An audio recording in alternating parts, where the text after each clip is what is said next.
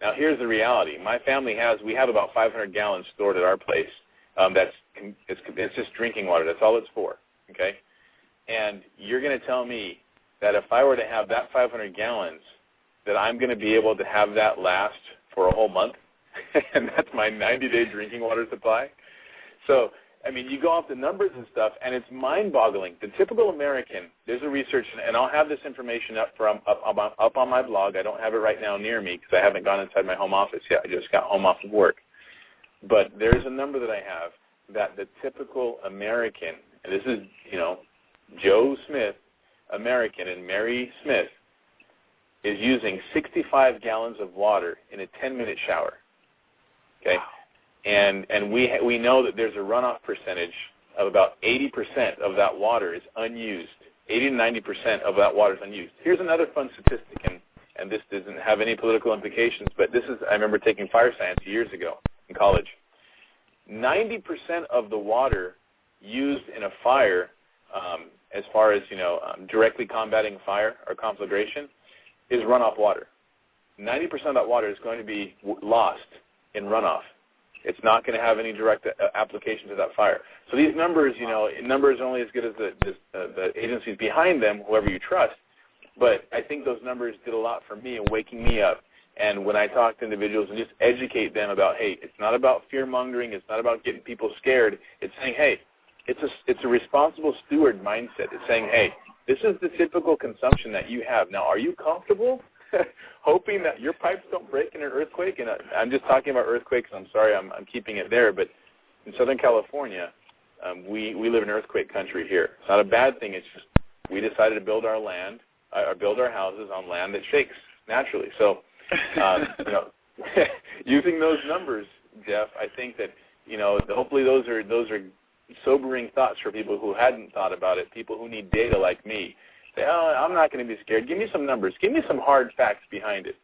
And having taken those numbers into account, it's really a good opportunity now that we have, like you said, water's abundant. But there's another side about it too that you do that's just fantastic, and it's you have stored water. But what about water that I need in the moment of when I'm not home, when I'm stuck on the road, when I'm out and about on the lake and I can't get back to my truck or something because an emergency happened? Those are things that we look at on-demand use, which is actually water filtration, which goes into Berkey, sport Berkeys, travel, however you want to do it.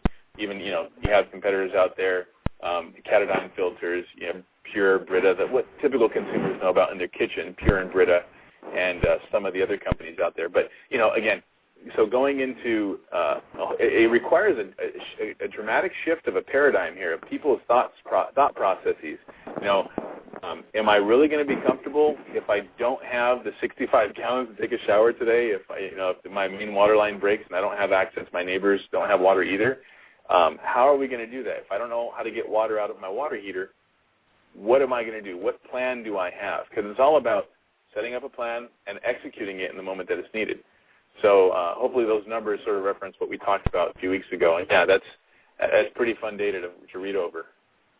No, and I appreciate the information because a couple of people, I know you're driving on the car, but I'm sitting in the chat room also here, and a couple of people in the chat room brought up, one of them, Steelheart, brought up he says he uses about, he or she uses about 2,000 gallons, I guess, in a month period. So it's still a lot less than what you said you're doing, but still 2,000 gallons. I mean, there's no way you would be able to fit.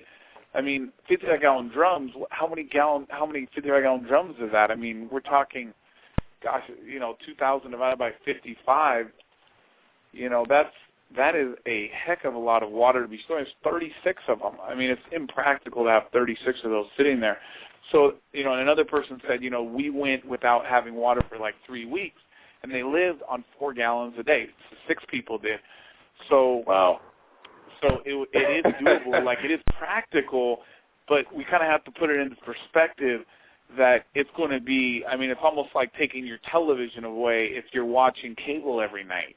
You know what I mean? Put a bullet through your TV, and then somebody puts it through it, and then you're like, what am I going to do?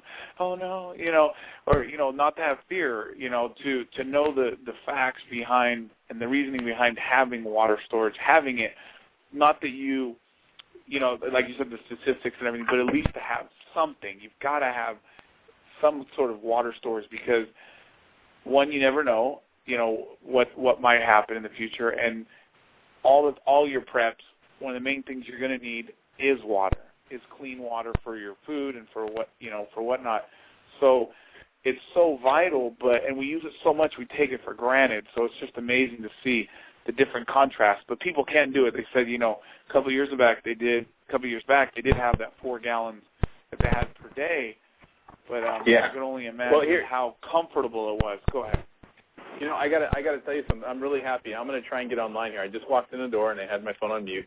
Said hi to the family, very briefly. But I gotta tell you, Jeff, that's really amazing that those individuals were able to go 6 people at 4 gallons. You know, there's a few questions that come up in my mind immediately.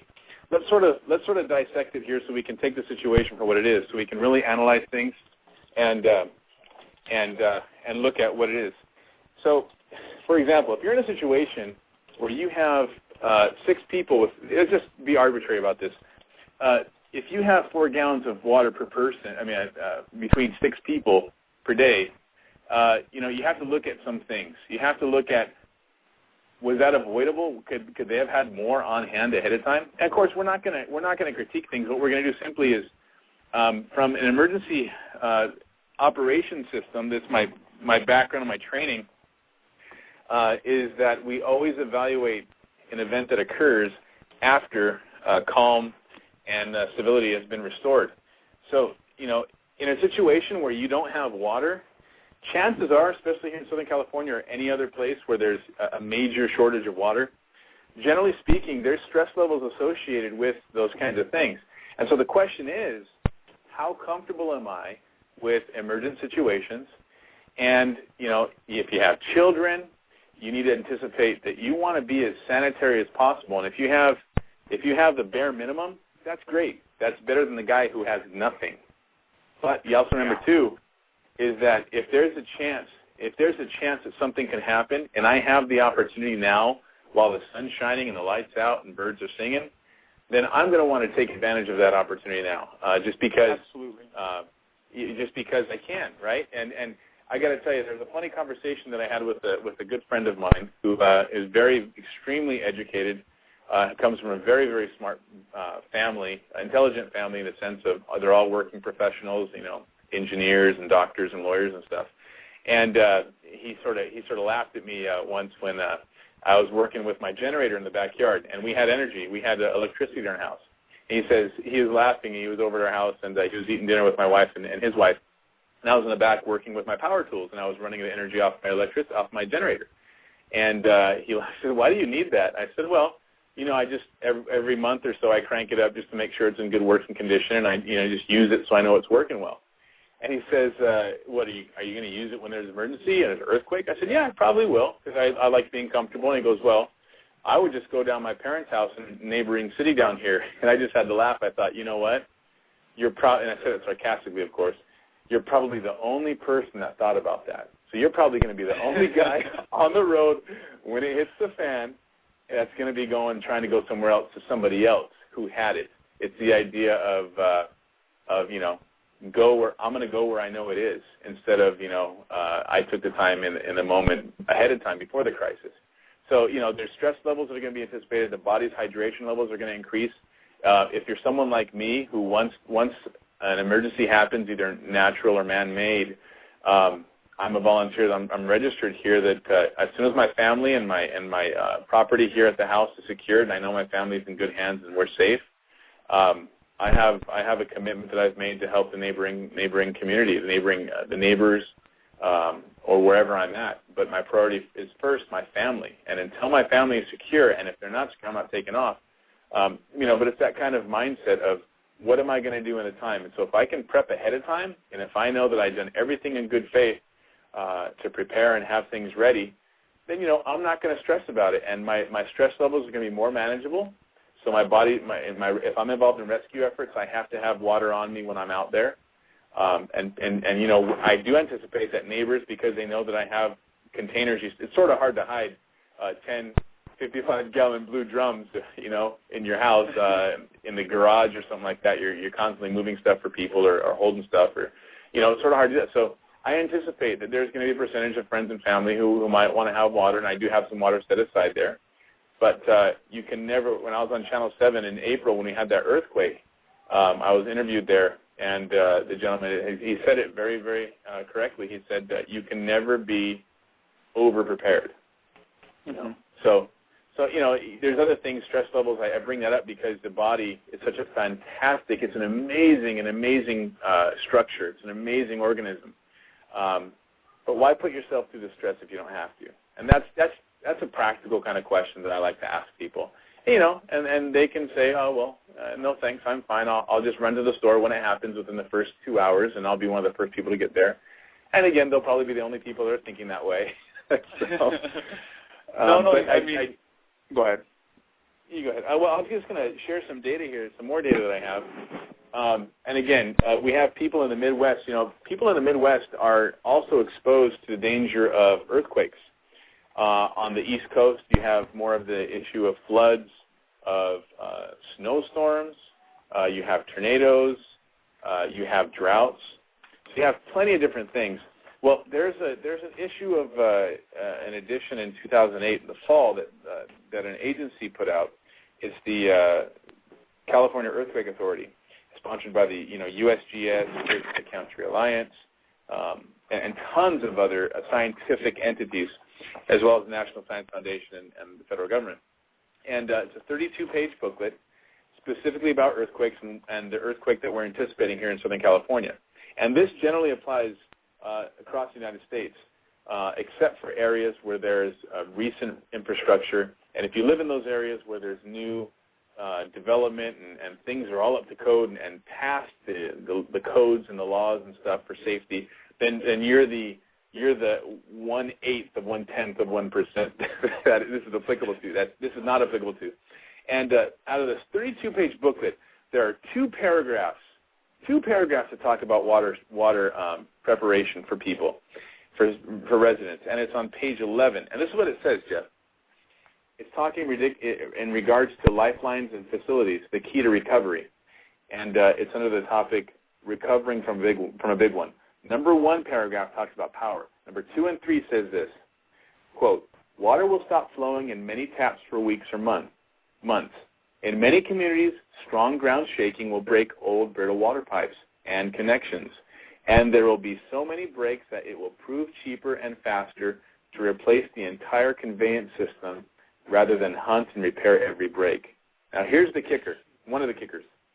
The process will be neither cheap nor fast, and communities will compete for repair priority, unquote. Next quote.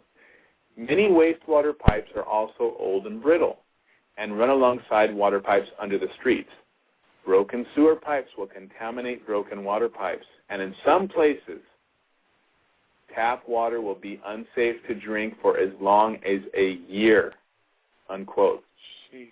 Now, this 32-page booklet of information, and it's probably 8 or 9 or maybe even 10 size font. So those of you out there who use computers on a regular basis, 8 or 10 font is not very big when most of us prefer 14 size font to read comfortably.